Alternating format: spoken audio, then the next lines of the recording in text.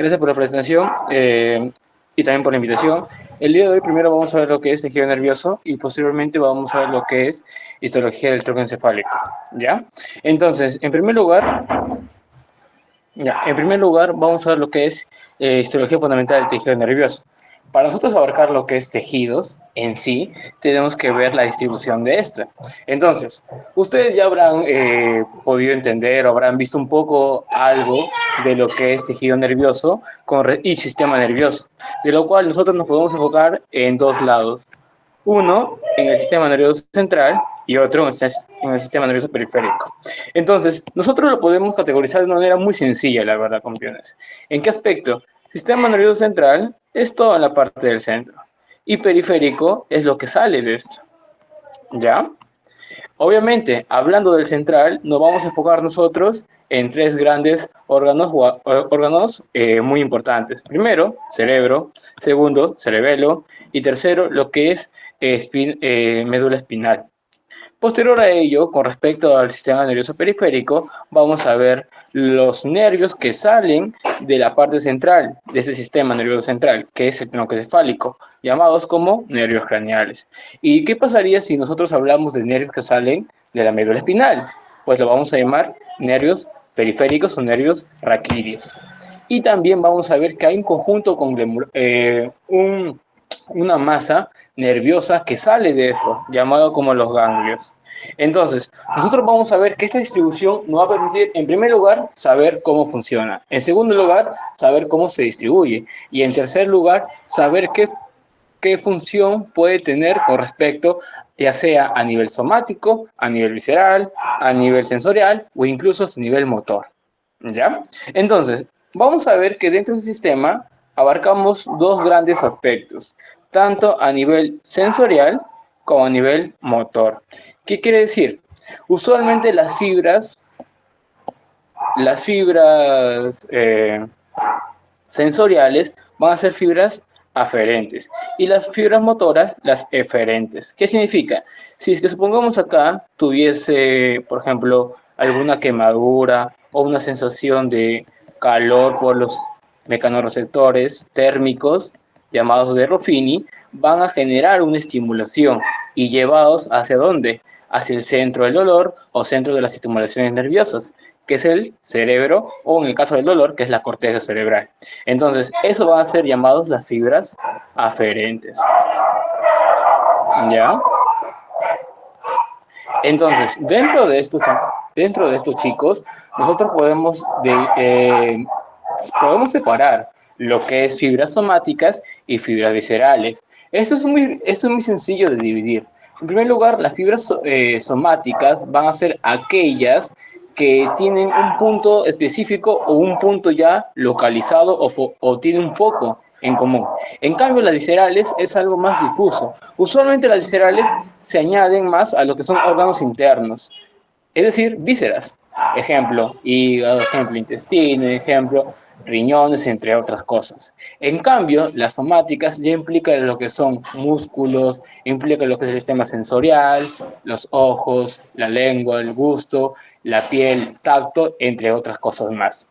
También vamos a hablar acerca del motor. Entonces, mira, este ejemplo de las fibras aferentes, bacán, está acá.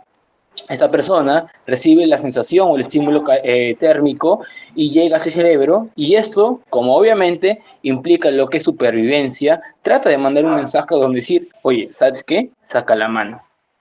Saca la mano. Entonces, obviamente, esto ¿a quién va a activar? A los músculos. Y estos músculos o estas fibras que salen a través de la médula espinal van a ser aquellas que van a inervar tanto músculos antagonistas y músculos eh, análogos de estos, que van a tratar lo que es un movimiento y permitan la salida o el despeje de esta mano fuera del estímulo que le está indicando lo que es dolor. Entonces, esto lo que implica es sistema nervioso motor a través de las fibras eferente.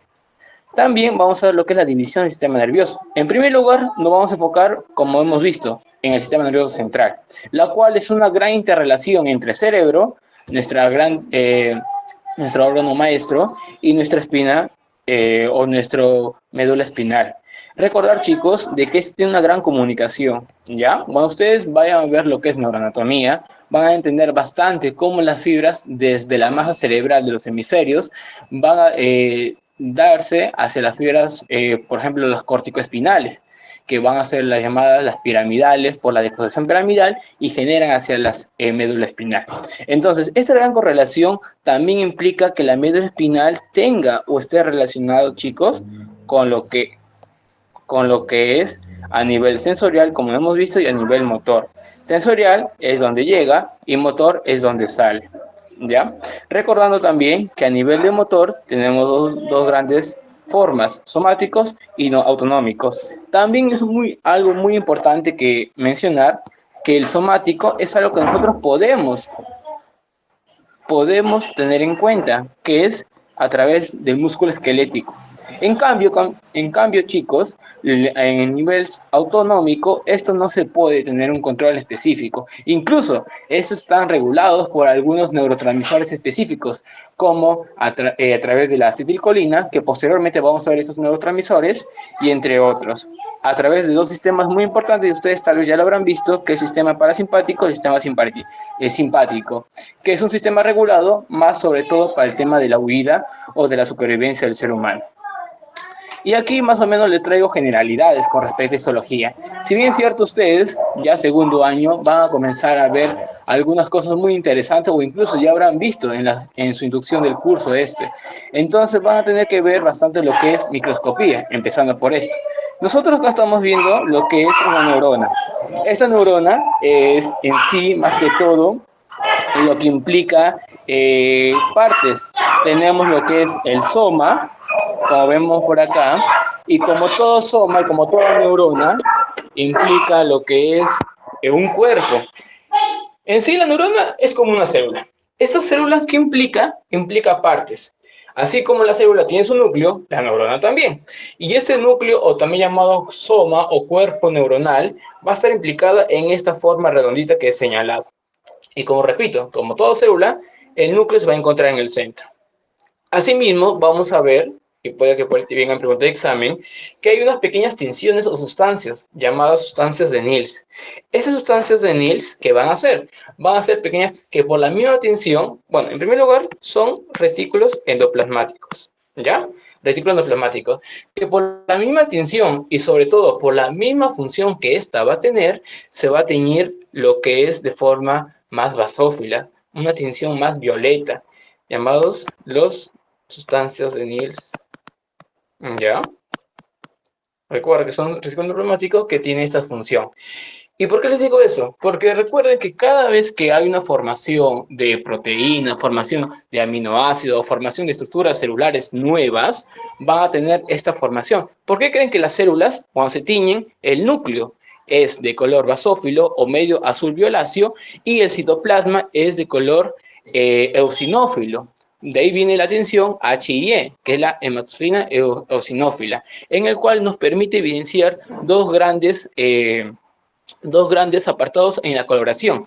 Una en el núcleo, donde ustedes ya habrán visto en primer año, que es el centro regulador de todas las partes iniciales de las proteínas, aminoácidos, por la formación de ribosomas a nivel de nucleolo y todo ello.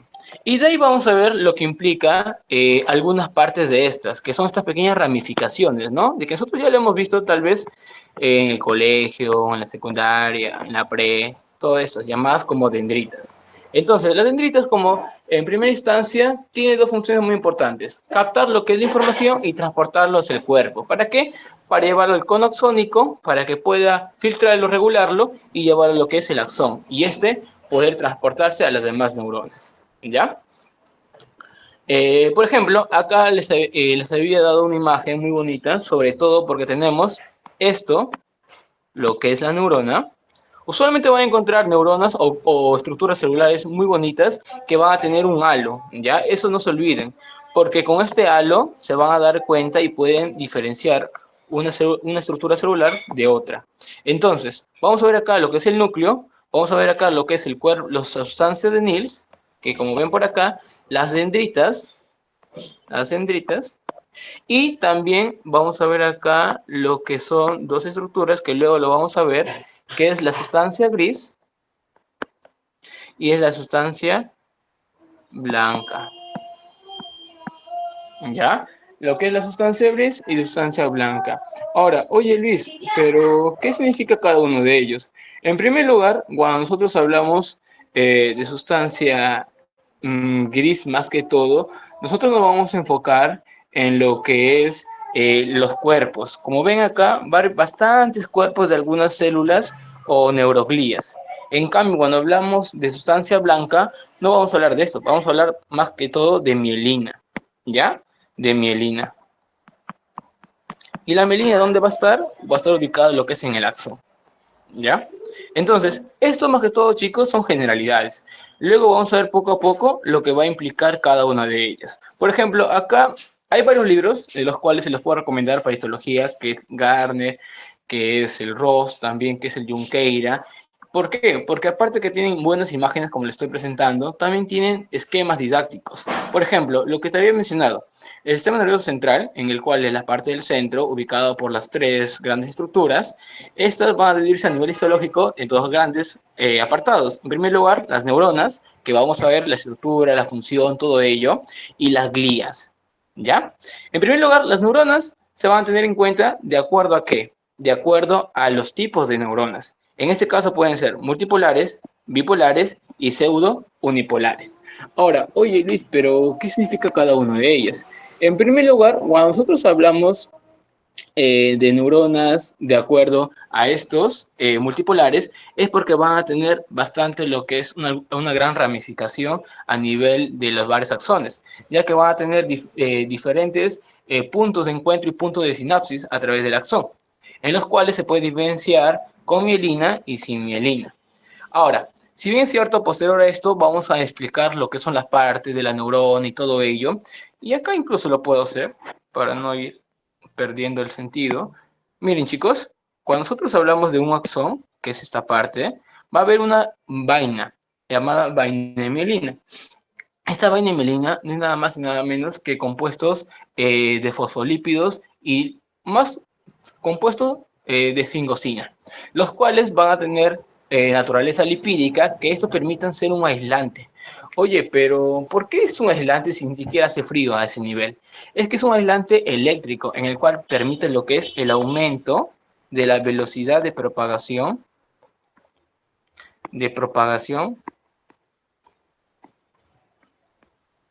Obviamente, si hablamos del cerebro, hablamos de neuronas, hablamos de los impulsos eléctricos. Entonces, tú métete en tu cabecita loca. A más vaina de mielina, o cuando los axones se encuentran más mielinizados, la velocidad de propagación va a ser alta. ¿Ya? Alta. Eso no se olvide. Además, esta vaina de mielina, como también estás viendo, no se encuentra todo de manera uniforme, todo de manera continua. Hay unas pequeñas discontinuidades en cada segmento. Entonces, estas pequeñas discontinuidades en cada segmento lo vamos a llamar los famosos nodos de Rambier, ¿ya? En los cuales, fisiológicamente, hablando obviamente, nosotros es decir, de que no es que todo esté continuo y tenga más mielina, significa que sea más rápido. No, incluso al tener esos segmentos amielinizados, llamados los nodos de Rambier, permiten al axón poder transportar con mayor velocidad que a comparación que todo estuviese continuo, la velocidad de propagación de estos impulsos eléctricos. Entonces, tenemos la vaina de mielina,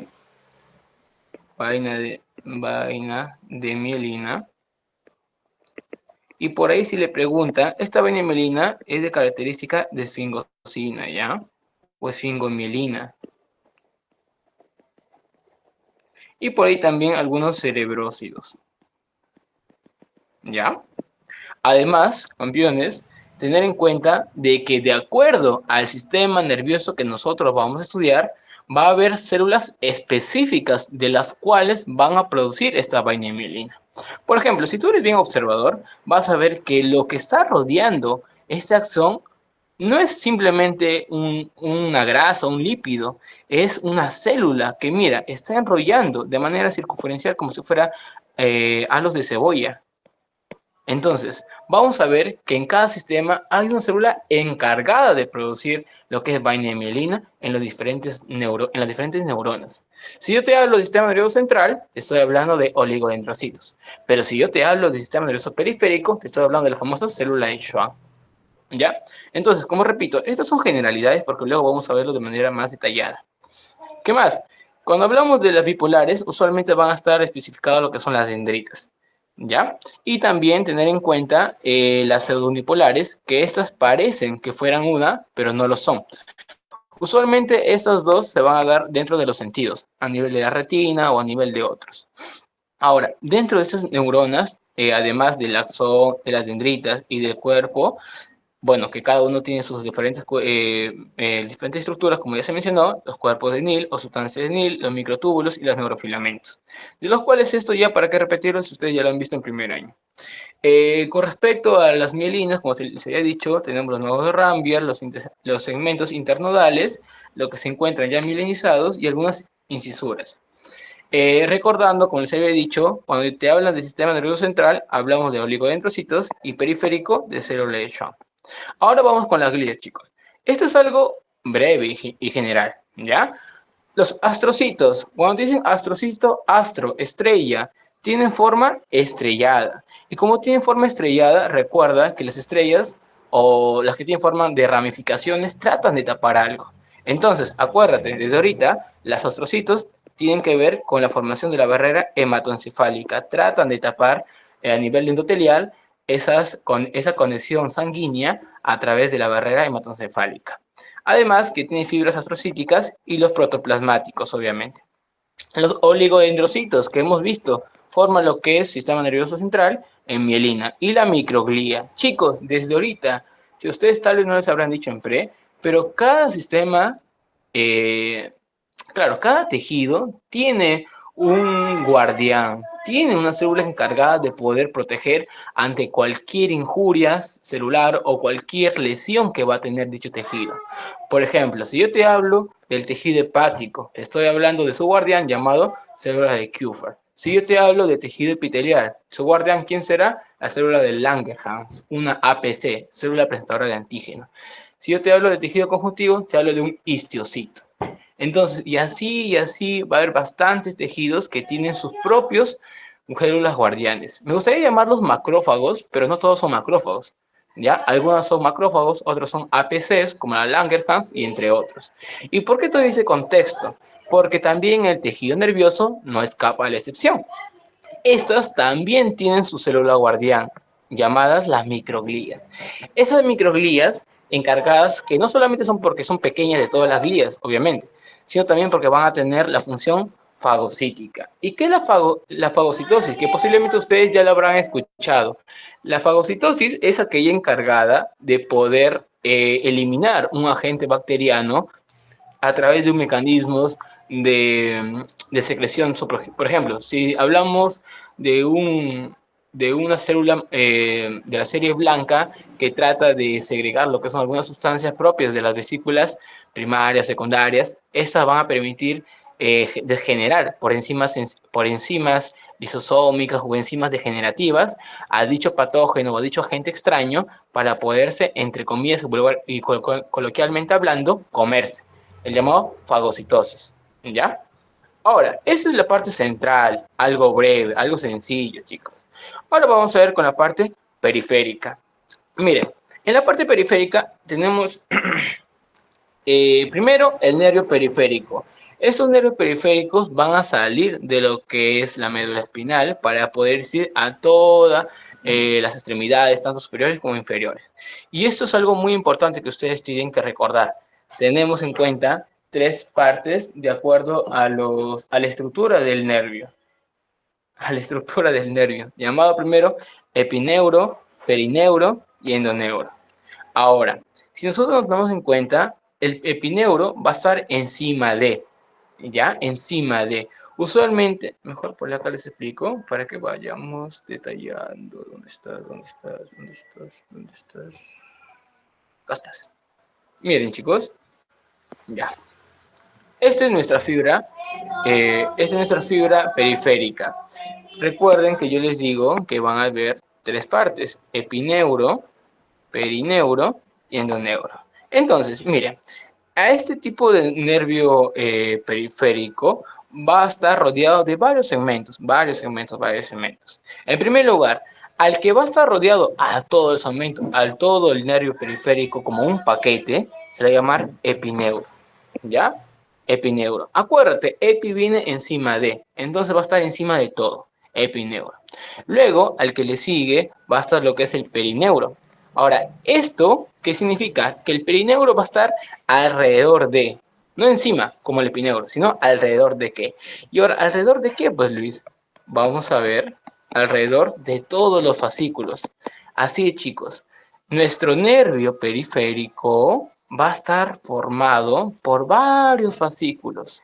Varios fascículos. Acá tenemos dos, algunos tenemos 1, 2, 3, 4, 5 y entre otros.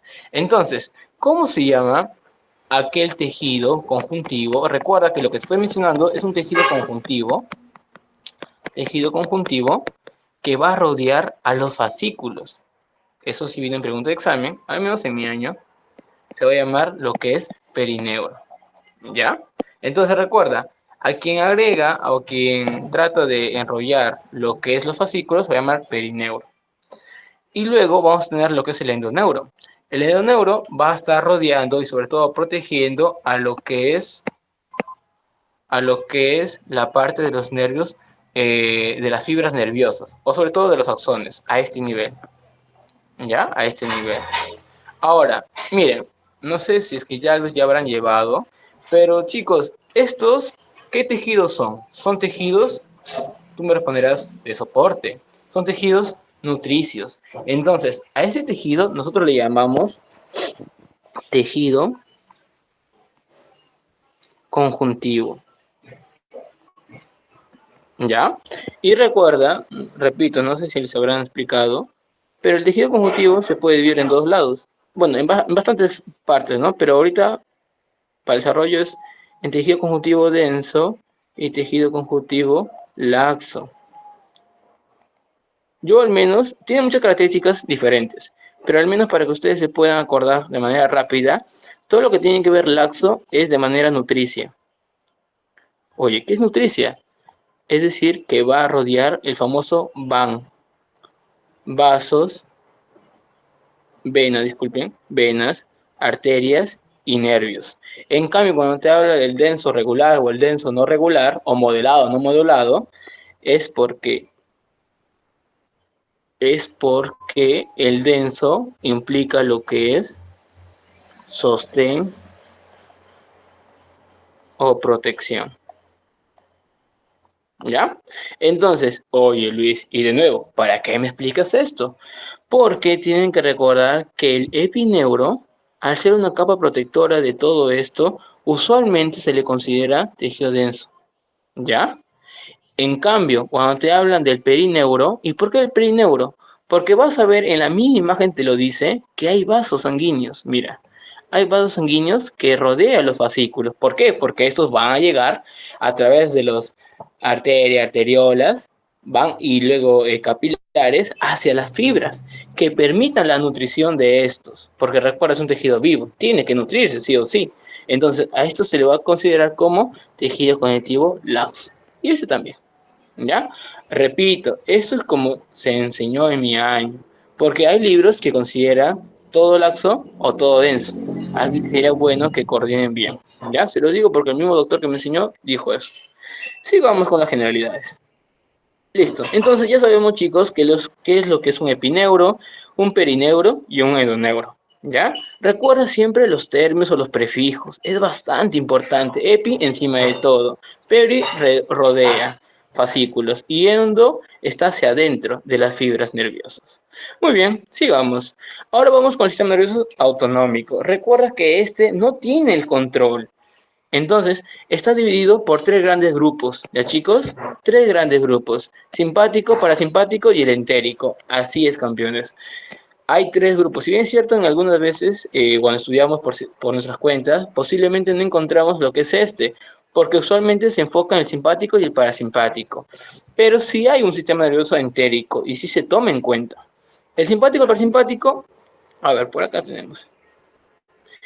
El simpático y el parasimpático es aquel que nosotros ya sabemos, en el cual está basado bastante en aquellos que nos permiten a nosotros poder evaluar diferentes acciones, taquicardia, bradicardia, hiperhidrosis o anhidrosis o entre otras cosas más.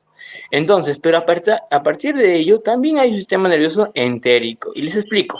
El entérico se basa en dos, en los famosos plexos, ¿ya? Plexos de Auerbach y los plexos de Meissner. Oye, Rono, ¿y qué significa esa vaina? Te explico. Ustedes saben que en su tubo digestivo encontramos diferentes segmentos. Tenemos lo que es la mucosa, tenemos lo que es la submucosa, tenemos lo que es la muscular externa y el último lo que es la serosa o la adventicia, depende de dónde está ubicada. Entonces, Luis, entonces, ¿qué tenemos aquí? Tenemos de que en la submucosa y en la muscular externa tenemos los plexos específicos, los de plexos de Auerbach y los plexos de Meissner. Y Luis, de nuevo, ¿para qué sirve toda esa vaina? Ustedes recordarán que dentro de...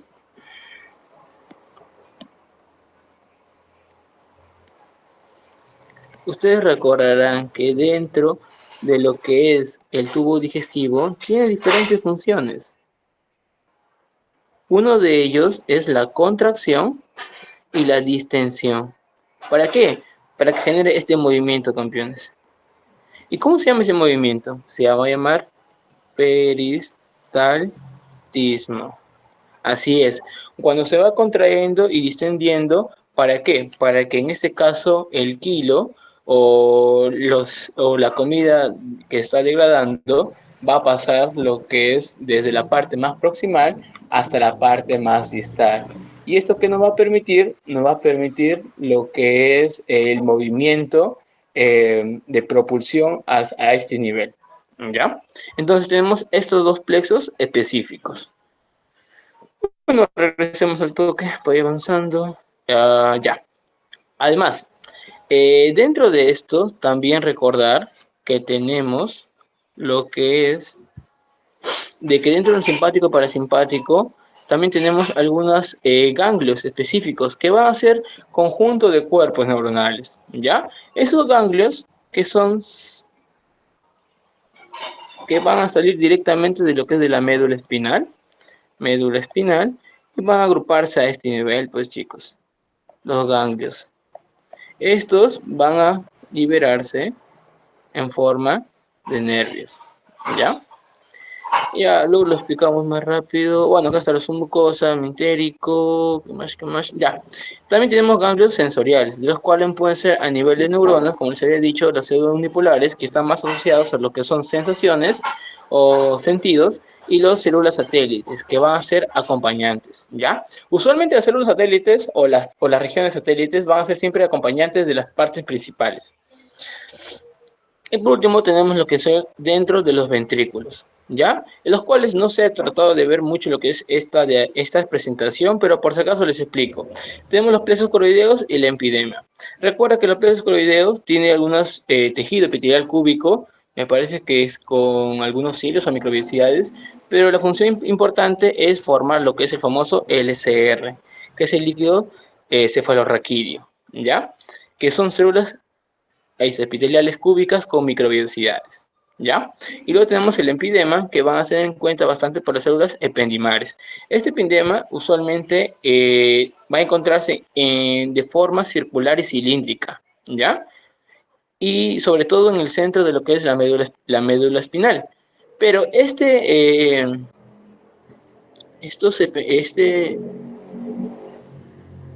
va a tratar de dilatarse y formar los famosos ventrículos, ¿ya? Esta dilatación de células ependimarias va a formar lo que son los ventrículos y permitan reposar lo que es el líquido cefalorraquídeo a este nivel. Muy bien. Acá también tenemos lo que hemos hablado al inicio, la materia gris y la materia blanca. Importante diferenciarlo, claro que sí. Recuerda que la gris es importante por los somas. Recuerda que son los cuerpos celulares de las neuronas.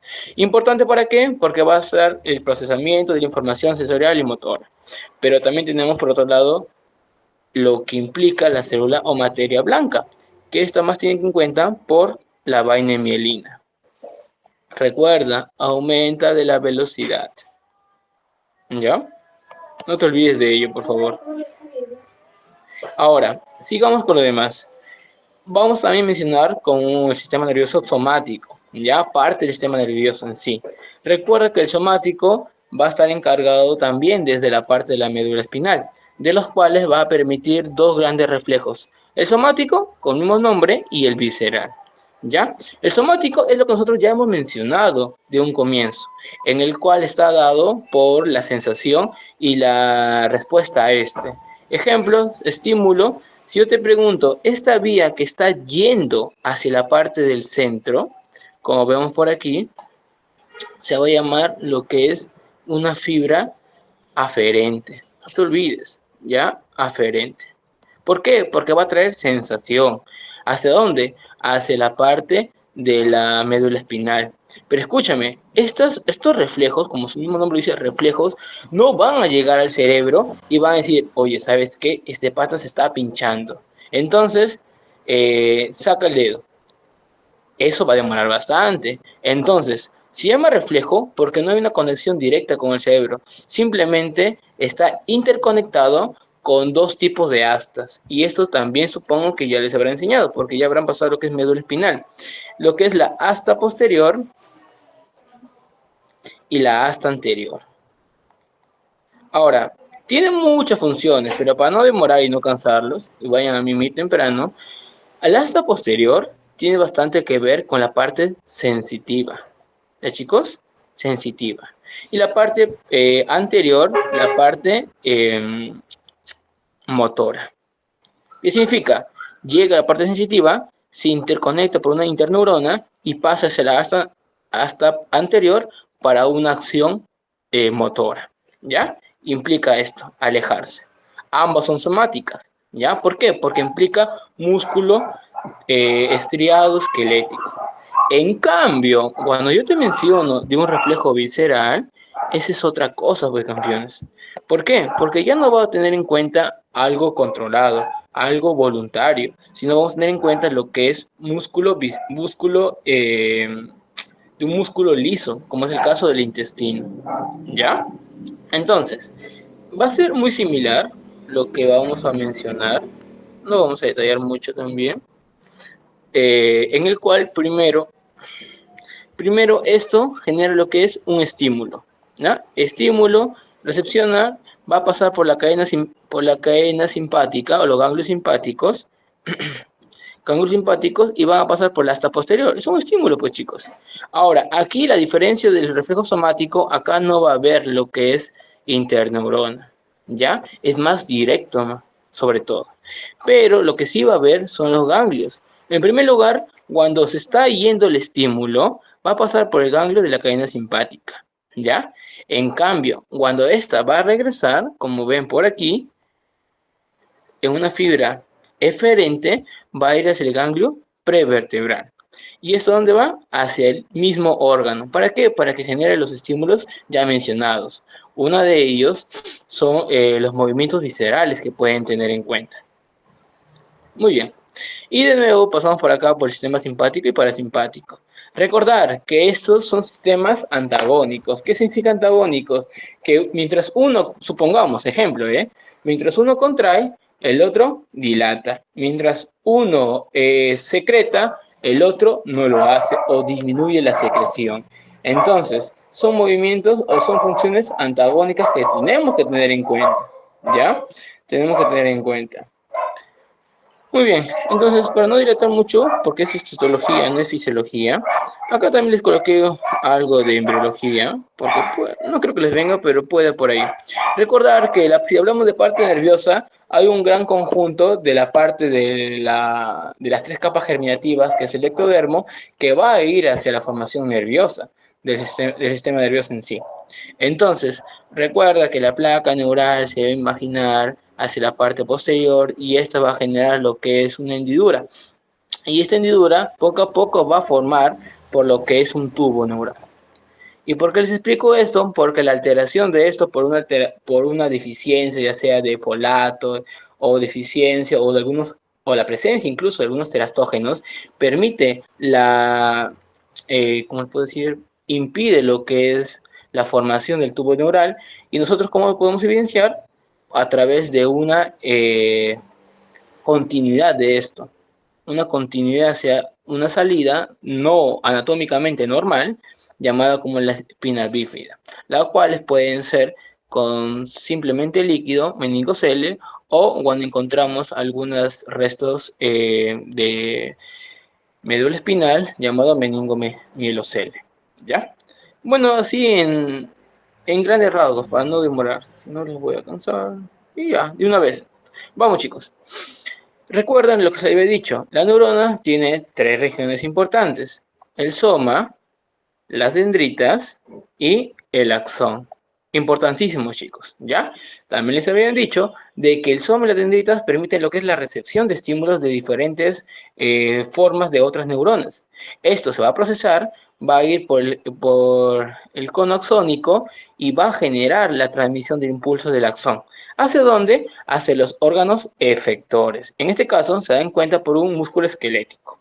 Ahora, nosotros vamos a ver diferentes formas a través del microscopio. Bueno, ustedes lo van a ver, yo ya no. En el cual tenemos lo que es el soma. En este caso, la parte de acá va a ser el axón, importantísimo. Y por acá tenemos algunas fibras dendríticas. ¿Ya? Recuerden también acá tenemos lo que es el núcleo, el nucleolo. Y estas cositas que ves por acá son las sustancias o los cuerpos de Nils, ya explicados como retículo endoplasmático rugoso. Y por aquí también van a ver lo que es la sustancia blanca, dado por la formación de los formación de la sustancia blanca. Muy bien, al toque y detallando. Así como cualquier célula también tiene sus partes, este soma también lo tiene, de los cuales empezamos desde afuera hacia adentro, desde adentro hacia afuera, disculpa. Tenemos los núcleos y el núcleo y el nucleolo, ¿ya? En los cuales se va a teñir de forma basófila en una tinción hematoxina o una tinción que está muy dado a cuerpos o a sustancias básicas, es decir, azul violáceas.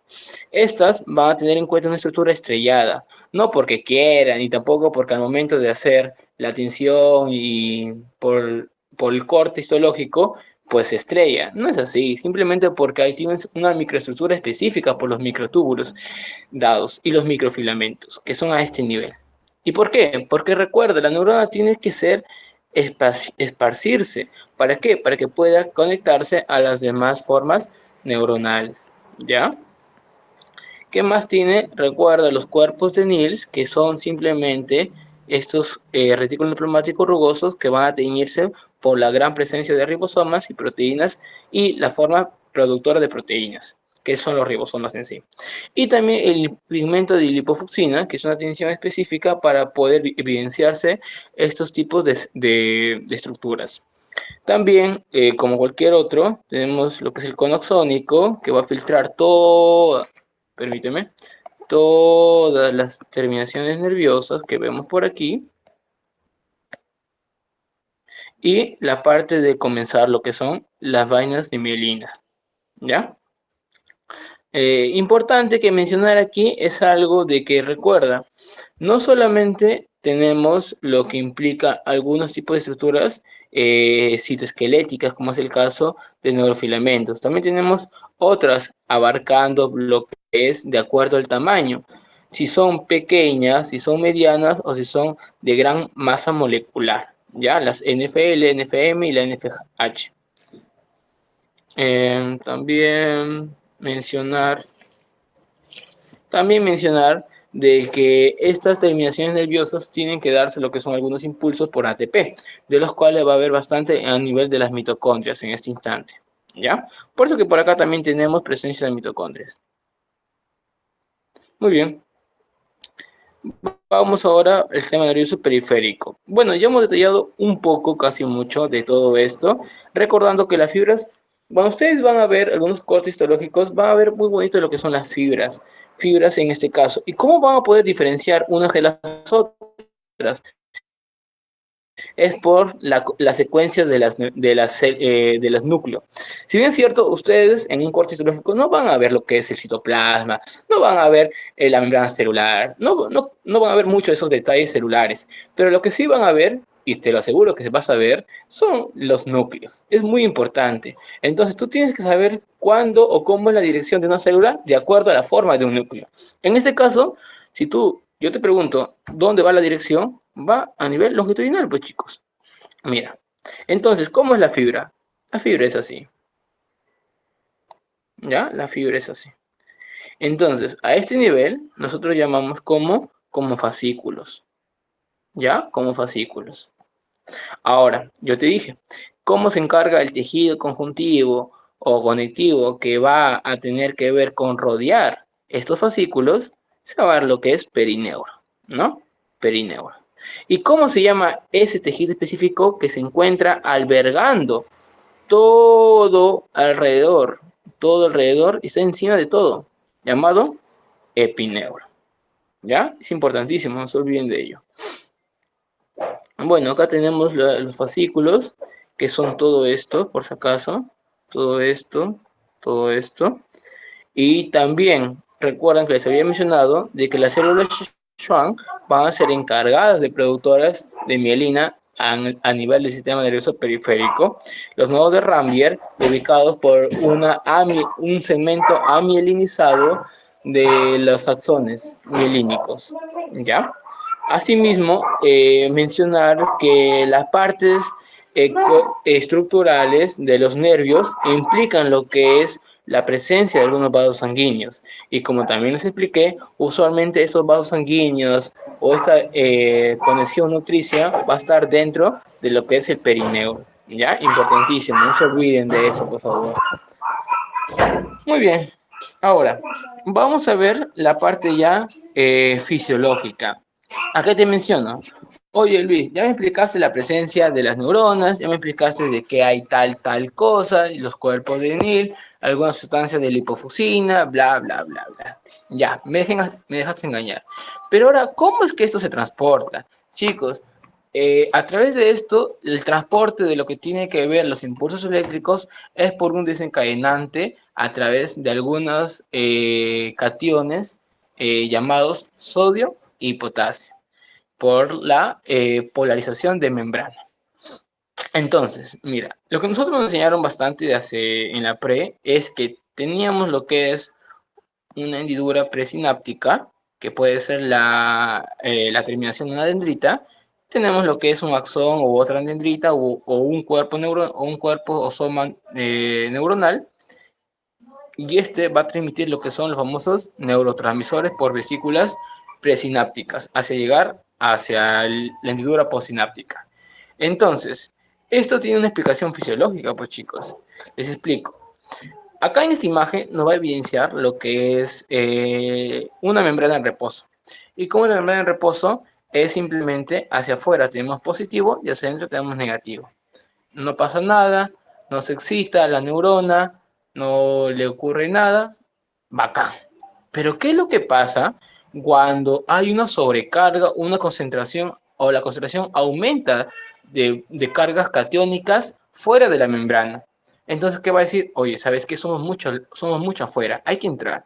Bacán, entramos. Pero escúchame, adentro están las cargas negativas. Fácil, sácalas. Entonces, ese intercambio de cargas que va a haber se va a llamar despolarización. Cuando tú tienes una membrana que se despolariza, es porque está ingresando cargas positivas.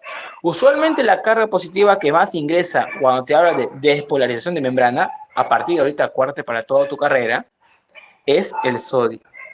¿Ya, chicos? El sodio es esa carga que va a despolarizarse y va a ingresar a la membrana para que ésta genere un cambio a nivel de la polarización de membrana. ¿ya? Y a partir de acá se inicia el impulso nervioso. Ahora, ¿cómo es que sabemos que está caminando, entre comillas, o está conduciendo los impulsos eléctricos? Porque esto no ocurre solamente aquí, ocurre también por aquí, ocurre también por aquí. Pero para que este, entre comillas, siga impulsándose, tiene que dejar algo atrás. Y eso, ¿cómo es? Que salga la carga positiva e ingrese o disminuya esta carga positiva dentro de la membrana. ¿Y eso cómo se llama? Repolarización. ¿Ya? Y así es como se va a cambiar y va a impulsar lo que es la parte del axón. Y bueno, acá también tenemos lo que les estaba mencionando, que dentro de la médula espinal, a través de sus fibras, de acuerdo a las astas que van a tener, tanto anterior como posterior, van a salir lo que son las fibras nerviosas periféricas, de las cuales en algunos momentos van a formarse en forma de ganglios, por el conjunto de cuerpos neuronales que está acá, ¿no? Esta forma de ganglios. Tanto para estos ganglios sensitivos del nervio espinal o para algunos ganglios simpáticos que puede haber a este nivel, como la cadena cervical simpática. Y estos chicos van a tener bastante conexión por algunos músculos, por algunos órganos. Si yo te hablo de una vía en el cual tú controlas, es voluntaria, te hablo de una vía somática, pues. ¿Y a qué órgano efector va a estar específicamente hablando? A través de los músculos esqueléticos. Pero si yo te hablo de una vía simpática, incluso visceral, en el cual tú no lo puedes controlar porque es involuntaria, entonces estamos hablando de órganos viscerales que van a tener un movimiento propio. En este caso tenemos el corazón, incluso por acá también puede estar lo que es intestinos y entre otras cosas más. Muy bien. Ahora vamos a ver con el tipo de sinapsis. Como les había dicho, el tipo de sinapsis se va a dar en cuenta de acuerdo a lo que es a la posición de esto. Mira, te doy acá, bueno, por acá. Nosotros tenemos acá lo que es el cuerpo, tenemos el núcleo, el soma y las dendritas. Mira, las dendritas. Esta es una forma de transmitir. En primer lugar, la sinapsis implica intercambio de información de una neurona a otra, pero no te especifica de qué parte de la neurona. Entonces, hay una gran variedad de sinapsis de acuerdo a la ubicación de esta. Ejemplo, si yo te hablo de una sinapsis entre axón. Mira, te hablo de un axón terminal que se une con el soma, fácil Luis, se va a llamar sinapsis axosomática. Pero si yo te hablo, Luis, de lo que es una sinapsis entre un axón con otro axón, se va a llamar sinapsis axoaxónica. Si mencionamos, por ejemplo, entre una sinapsis entre un axón terminal y lo que son algunas cuellos o espinas de lo que es inervaciones dendríticas, hablamos de un axón espinal. Y si hablamos de entre axón y dendrita, una axodendrítica, ¿ya? La variabilidad que va a tener los tipos de sinapsis van a ser de acuerdo a las ubicaciones que estos van a tener. Aquí estos son los cuatro más comunes: la axosomática, la axoasónica, la axodendrítica y la axoespinal, ¿ya? Que vas a tener en cuenta bastante con las espinas dendríticas que pueden tener. También recordar, bueno, por acá tenemos más detalle. Hablamos de un axón, hablamos de dendrita, hablamos de axones y dendritas, pero de acuerdo a las espinas que estas van a tener. Por ejemplo, si hablamos de lo que son dendritas, que van a crear en una cresta. También si hablamos entre axón y axón, axoaxónica, como hemos visto anteriormente, también podemos ver de acuerdo si es que hay una dendrita como dendrodendrítica y entre otras muchas más. Pero lo que a mí me importa es esta parte. Bueno, creo que por acá. Sí, por acá, por acá. Miren, chicos, les voy a explicar al toque las terminologías de una sinapsis, porque es muy importante y es muy sencillo. Comenzamos desde la parte de la sinapsis. La sinapsis, como te había dicho, es la parte que va a transmitir esta información. Es decir, de un lado a un lado. Oye, Luis, pero qué vulgar. Así que llamarlo. ¿Qué te parece si yo llamo de que esta es la sinapsis que va a ocurrir? Y como sinapsis, y como sinapsis, antes de ello va a tener un nombre y después de ello va a tener otro nombre. ¿Qué te parece si acá le llamamos una, una, una parte antes de la sinapsis, la presinapsis.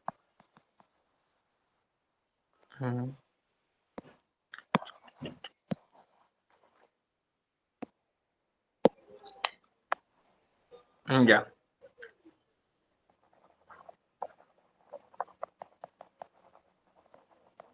Presinapsis, antes de la sinapsis. Y después se va a llamar lo que es postsinapsis, al cual a cada una de ellas, la membrana presináptica y la membrana postsináptica, obviamente hablando. Ahora, mira, ¿qué es lo que pasa? Recuerda que estos pueden ser ya sea, como te he demostrado, dendritas, axones o incluso hasta el propio cuerpo o soma neuronal. Pero, a final de cuentas, todos tienen una membrana y todos tienen algo que pueden cambiar. Entonces, ¿qué es lo que va a pasar, chicos? Tenemos de que esta va a darse lo que son los famosos vesículas. Y como toda vesícula que tú ya habrás visto en primer año, trata de transportar algo o almacenar algo en su haber. Es como una pequeña bolsita. Y esta bolsita va a traer lo que son los famosos neurotransmisores. ¿Ya? Los neurotransmisores. Estos neurotransmisores van a llegar hasta la parte final de la membrana presinápticas, pero muy arraigado a lo que es la hendidura sináptica. Esta parte que ves acá se llama hendidura sináptica. Entonces, falta solamente una señal. Adivina cuál es esa señal. La señal va a ser un cambio de la polarización de membrana presináptica. Oye, pero ese cambio de la membrana y la polarización, ¿qué implica, Luis? Exacto, implica el ingreso de algo positivo. En este caso no es sodio, pero en este caso, ¿sabes quién va a ser? Calcio, que también es un cambio en el voltaje de los canales que implica alterar, bueno, cambio en la membrana presinápticas y estas puedan abrirse. Recuerda el calcio, ¿ya? Calcio. ¿Y esto qué implica? La liberación de las vesículas, pero no de las vesículas más que todo, sino que las vesículas se abren y liberan su contenido, en este caso lo que es los neurotransmisores, que pueden ser acetilcolina, puede ser dopamina, puede ser serotonina, puede ser un montón de cosas, neurotransmisores, que también le vamos a hablar, pero posteriormente, ¿ya? ¿Y estos a dónde van a ir? Van a ir hacia la hendidura sináptica, que es un espacio en el cual va a albergar todas estas cositas y puede haber bastantes enzimas. Una de ellas es la acetilcolinesterasa, que implica lo que es la degradación de la acetilcolina.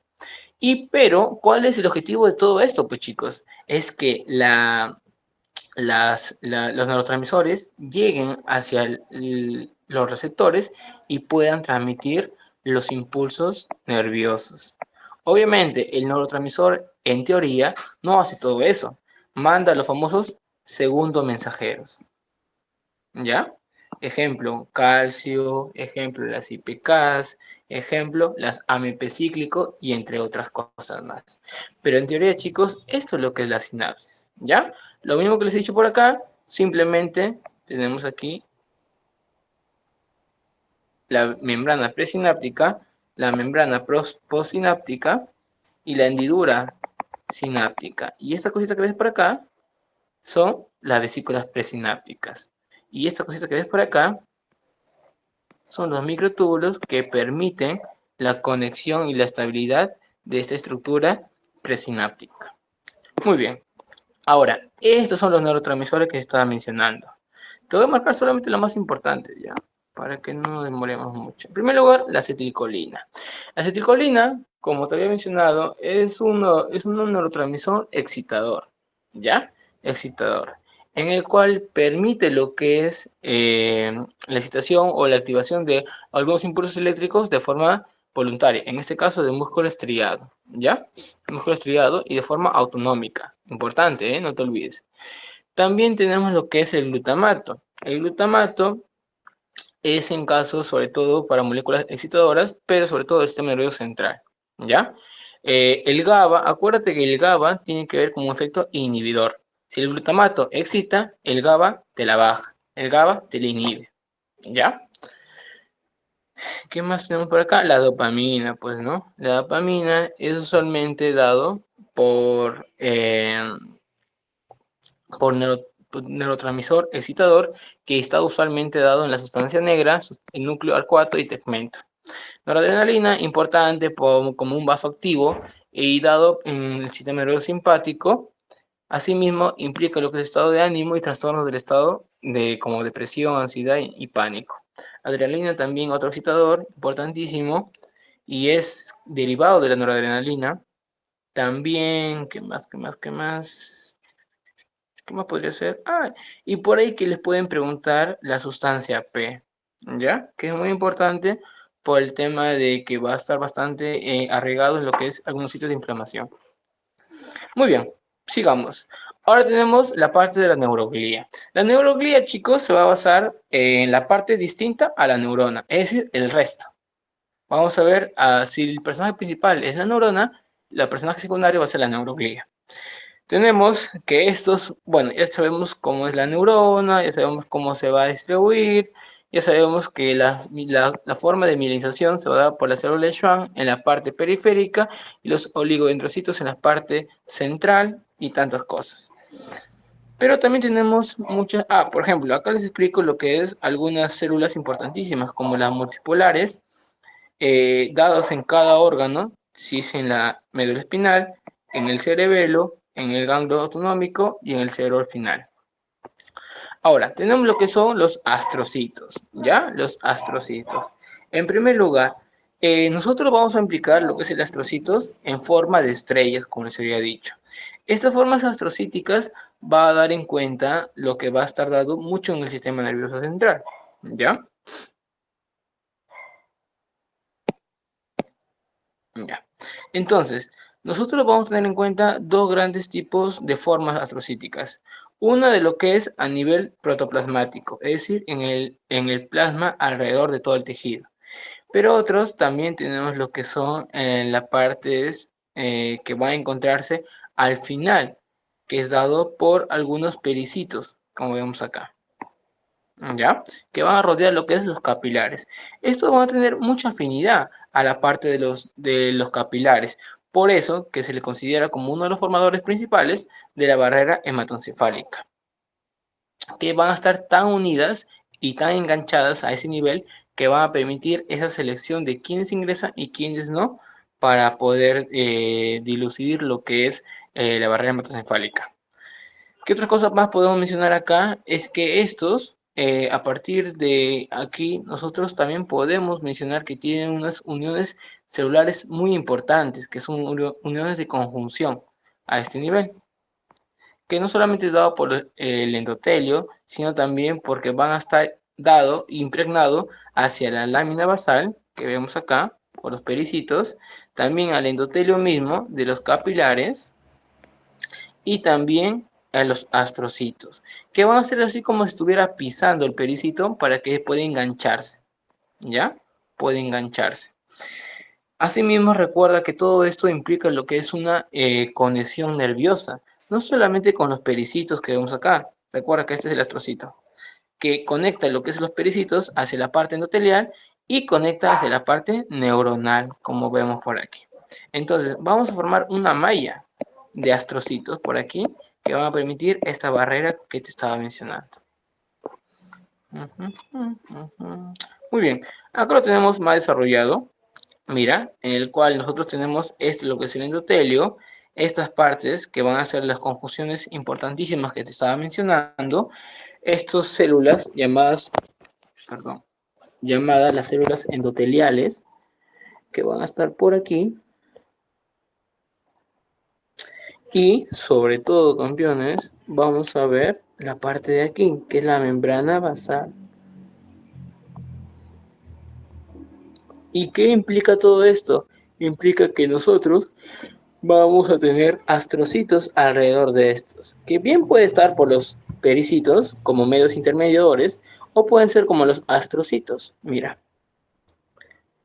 Oye Luis, ¿y para qué me explicas todo esto? Porque chicos, hay enfermedades que son neurotropos o neurototropas, en el cual tiene una gran afinidad por tejido nervioso. ¿Y qué pasaría si es que hubiese un virus que ataca específicamente a lo que es el astrocito? Adivina, si el astrocito ataca, se va el astrocito, entonces ya no habría lo que es la estabilidad a este nivel del endotelio.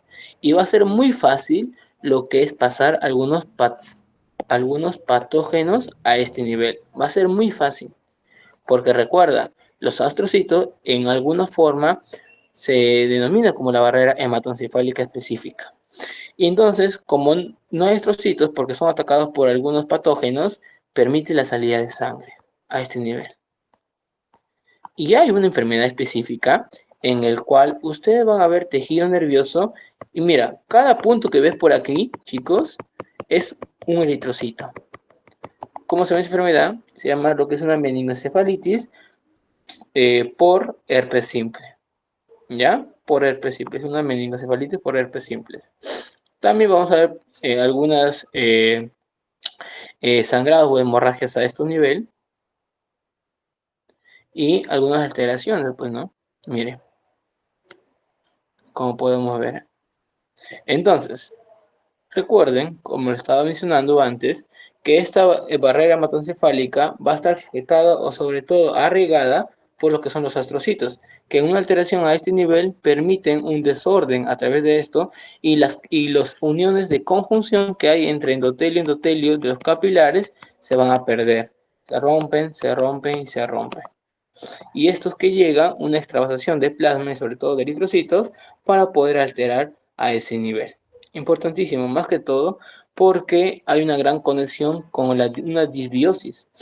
Cuando hay una disbiosis, que es a nivel intestinal, cuando las bacterias todo altera, generan lo que son algunos medios inflamatorios e impiden lo que es una buena formación de barrera hematoencefálica y alteran a ese nivel.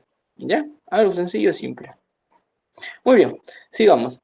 También tenemos lo que son, por ejemplo, esas formas concéntricas que hemos visto anteriormente, formadoras de mielinas, llamadas la célula de Schwann.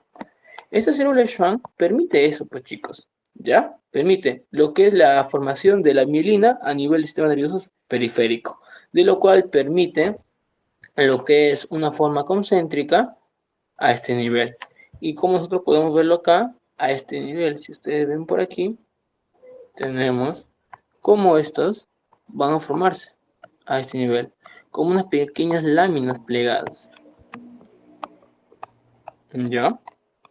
Ahora, ¿esto para qué sirve? Yo les expliqué, en los cuales permiten aumentar lo que es la velocidad de propagación para que puedan tener una mejor transmisión de pulsos eléctricos a través del axón. Asimismo, tenemos de que todos estos axones implican una mayor densidad. ¿Para qué? Para que nosotros podamos que el impulso nervioso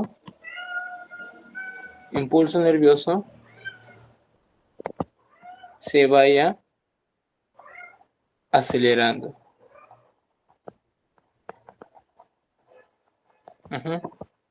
Ya. Y bueno, eso es por el lado de los células de Schwann. Y por otro lado tenemos lo que son algunos oligodendrocitos que a comparación, chicos, de las células de Schwann, estas también van a formarse concéntricamente, pero no solamente de un solo lado, sino de varias formas axónicas, como podemos ver acá.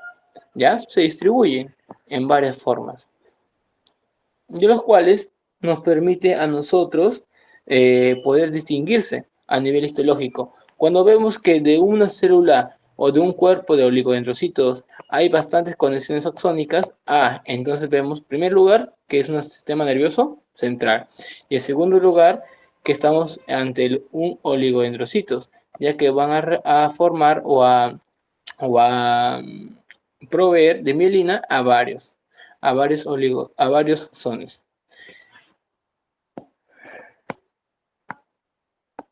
Muy bien.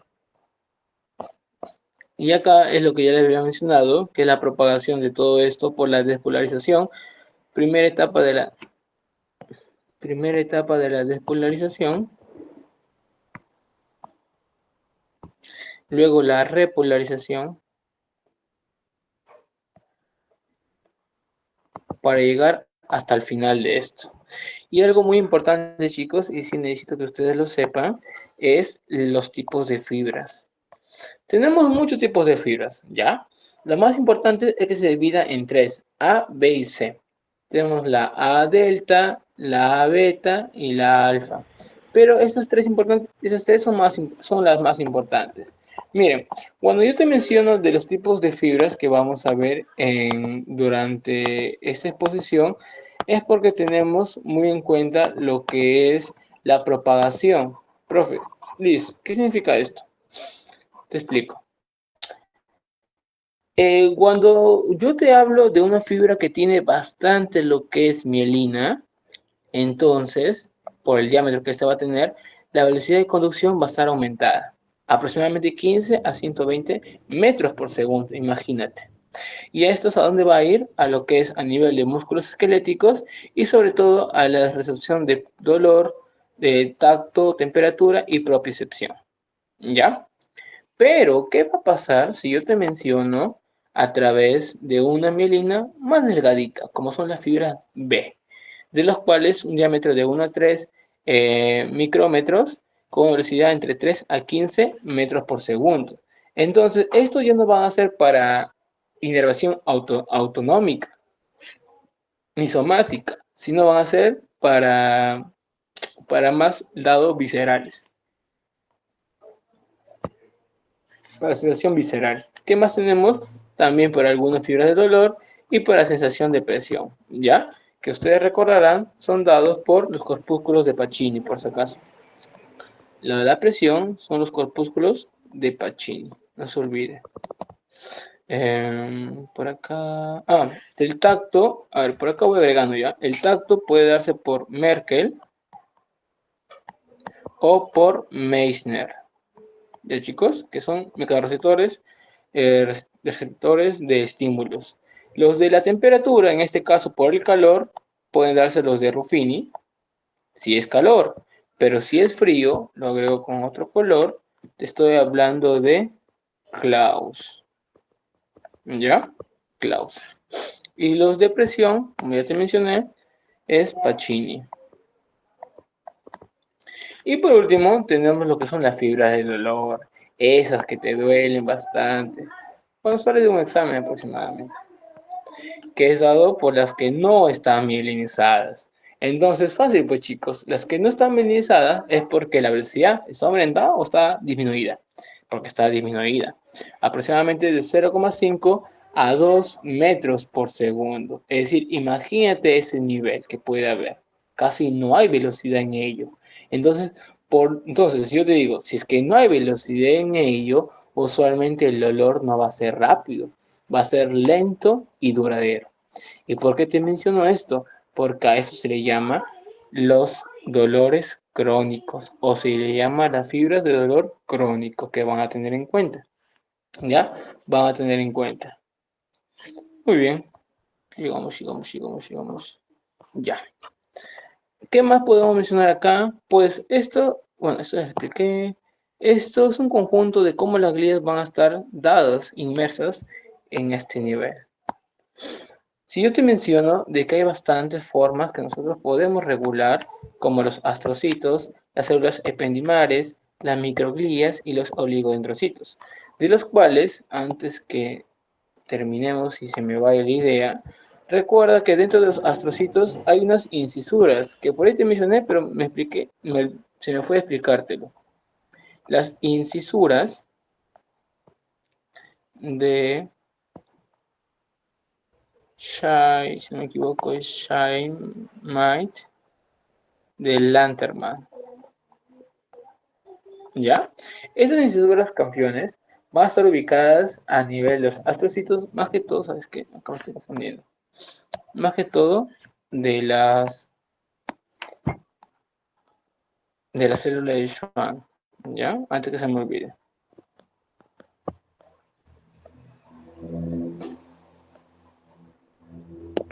¿Qué es lo que van a hacer estas incisuras, pues chicos?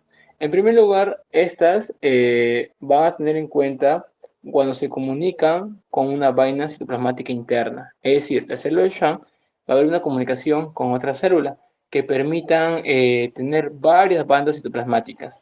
Cuando tú ves varias bandas citoplasmáticas entre célula de Schwann y otra célula como la vaina o como una vaina citoplasmática de otra célula, mientras están más pegadas, estas van formando una pequeña fisura, una pequeña línea, ya una pequeña línea.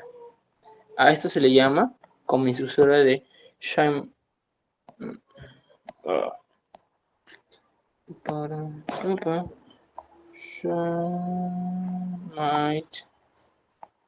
Lanterman. ¿Ya? Perfecto. Ahora, bueno, sigamos. Los astrocitos, como te he mencionado, van a formar lo que es la barrera hematocefálica. Asimismo, van a dar en cuenta lo que es regular, lo que es el fluido intersticial. ¿Cómo es que regula? Esto, en primer lugar, va a permitir lo que es un cambio. Si yo estaba diciendo de que esto permite la formación de algunas formas específicas dentro del endotelio que permite una regulación. Y recuerda que el endotelio va a formar células endoteliales como revestimiento para algunos capilares que permiten la conexión hacia el medio intracelular o, bueno, intravascular y extravascular que ésta va a tener. Entonces, además de estos, también permite una regulación de algunas sustancias que van a estar dentro de estas. Asimismo, van a tener en cuenta porque estos astrocitos que tienen forma de estrelladas, no se olviden, también van a permitir lo que son algunas formas fibrosas y otras formas protoplasmáticas. ¿Ya? En primer lugar, las fibrosas, chicos, se llaman fibrosas porque usualmente nosotros lo vamos a encontrar en lo que es la sustancia blanca, ¿ya? En la sustancia blanca. Asimismo, esto va a estar dado porque va a tener algunas formas más largas, por ejemplo, a ver, por acá, déjame borrarlo. Los astrocitos, de esta forma, van a estar más, sus fibras citoplasmáticas van a estar más largas a comparación de las demás, ¿ya? Además de estas, van a tener en cuenta de que van a ser largas, a ver, por unas características que me acuerdo, que son largas, que son lisas, son muy pero muy finas y son poco ramificadas.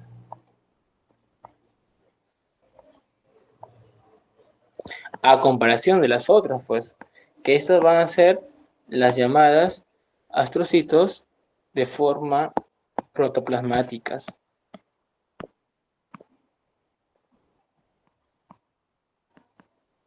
Esta forma protoplasmática, chicos, van a formar parte de lo que es dentro de la sustancia gris. Esta sustancia gris permite lo que son más cortas. Si recuerda, la sustancia gris van a estar mucho lo que son la vaina de mielina. Entonces no va a haber mucho espacio, por lo cual van a ser más cortas, más gruesas. A ver, más corto, más grueso, pero van a ser poco ramificados. Es lo que es la protoplasmática. Eso no se olviden, por favor. Entonces, hay que recordar ello con respecto a los astrocitos. También tener en cuenta de que en las células ependimares, chicos, van a verse bastante lo que son la parte del conducto que se encuentra dentro de la médula espinal, que van a ser dados por las células o los ependimiocitos. Mira, ya que por aquí permite disgregarse lo que es el famoso LCR, líquido cefalorraquídeo. Por aquí se transporta. Además, van a ser parte del revestimiento de algunos ventrículos, revestimiento de las partes de los canales de la espina o de la médula espinal, de algunos acueductos de cilios, entre otras cosas más. Luego, también tenemos lo que son las células microgliales. Estas células microgliales, o también llamados microcitos, en algunas literaturas, si no me equivoco, van a formar parte de lo que son la fagocitosis. Eso no te olvides, ¿ya? De una vez. Asimismo, permiten lo que es la formación de algunas estructuras importantes, como es el caso de las espículas. No sé si por ahí, y acá. Las espículas, que son como pequeñas membranas plasmáticas o proyecciones de estas que permiten sobre todo moverse a través de compartimientos, medio extracelular, medio extravascular, intersticial, entre otras cosas más. ¿Ya? También protege lo que son el sistema nervioso central, asimismo permite lo que es fagocitar algunos agentes infecciosos y sobre todo sustancias potencialmente dañinas a este nivel. Y también los oligodendrocitos, como les había mencionado, que es dado por la formación de mielina o aquellos que forman mielina a nivel del sistema nervioso central, ¿ya? A nivel del sistema nervioso central. Y forman mielina y sobre todo aumenta lo que es la activación potencial de aquellos importantes para la transmisión de impulsos eléctricos a este nivel. Y ahora vamos a pasar a lo que es algunas funciones de las células satélites.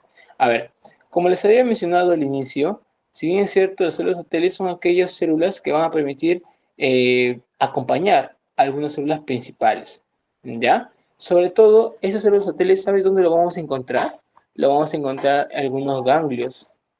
¿Ganglios de qué tipo? Fáciles. Los sensitivos y ganglios autónomos. ¿Ya? Usualmente va a encontrarse también en lo que es el sistema nervioso central, a través de cuerpos, de unos cuerpos de este nivel.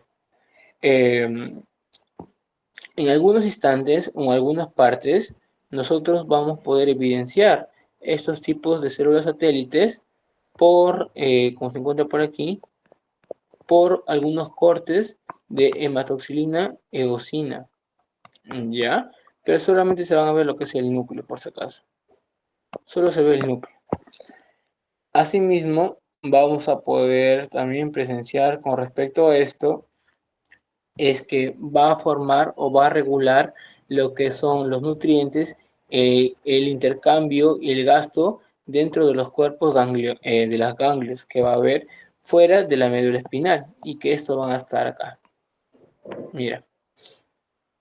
Y luego tenemos lo que son algunos neurolepmiocitos, los cuales son importantes porque van a, sobre todo, a aportar lo que es la formación de algunos formadores de mielina que van a estabilizar lo que es el axón y la formación de lo que son células de Schwann. Recordemos también que van a ampliar lo que son algún diámetro del cuerpo axónico. ¿Qué más? No, nada más. Muy bien, chicos. Esa es la primera clase con respecto al tejido nervioso central, tejido nervioso en sí. Antes de pasar a lo que es histología del tronco cefálico, pues, ¿hay alguna pregunta, consulta que tenga?